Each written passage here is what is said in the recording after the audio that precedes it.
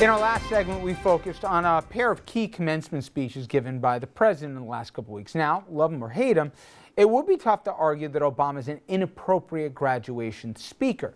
But in just the last few years here, a slew of other notable names have not been welcome. People including former Secretary of State Condoleezza Rice, former House Majority Leader Eric Cantor, author Tony KUSHNER, Ben Carson, IMF head Christine Lagarde.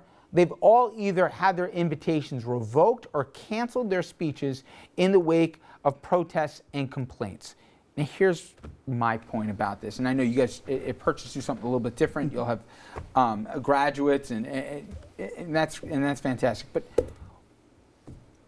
isn't college supposed to be not just higher learning, but an idea to have an exchange of different ideas? Sure. If you get to a point where the kids say, no, I don't want to hear you because I find your speech objectionable, or I have to go to a safe room, literally, because I have to feel comforted. A, that's not reflective of the real world. Right. But B, isn't that go counter to the very idea of what college is supposed to be, about an incubation, about ideas and different thoughts? Yeah, but here's the problem. Typically in these situations, the manner in which the speaker is chosen is really more at the heart of the protest than the speaker. And I think often when you have a speaker rejected by the community, it's because the students have had no say. For me, philosophically, commencement's about the students. And if, for us, we never want to make a misstep. I mean, we want speakers the students want to hear. So, but you know practically, and I know a little bit about this, you've forgotten to get a commencement speaker that you want, to match the date, and to be able to have them come, you can't put it up for a to a vote on the campus for everyone to approve. Right, but you can start in September. And we start in September with these considerations for the very reason that we're talking about commencement addresses, is that they're important. I think that often, and remember too, it's a one-way street at a commencement address. Students are captive audiences, right? They don't have any choice. They're there.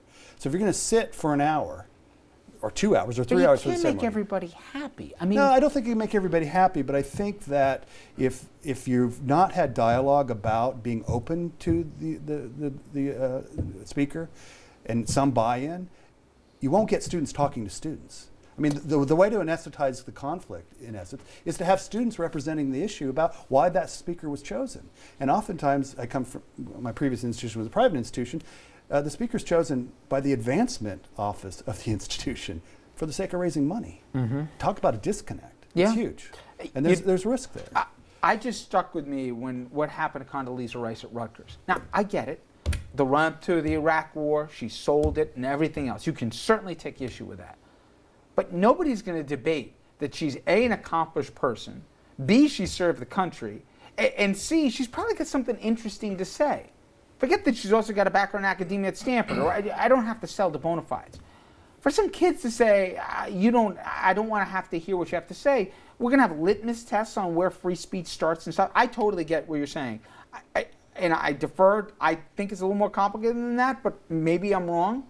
But I think there's a dangerous element here as to, who shall decide.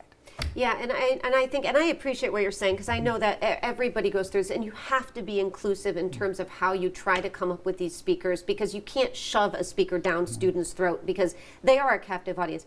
On the other hand, I think what you're talking about, and what I sense and so many people sense, is the creeping on college campuses of kind of anesthetizing everything, in the sense that perhaps the dialogue that we all want and value somehow has been dampened. So we've heard from people like Jerry Seinfeld, for instance, talking about how he can no longer perform on campus for those reasons. So I think that's, I think there's a way to get to both sides. Unfortunately, commencement is such an important moment in their lives.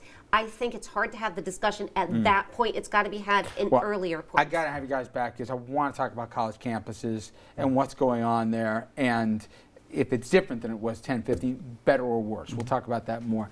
Jeannie, Don, Barry, Andrew, thank you guys all very much. We'll have local headlines straight ahead. Stay with us.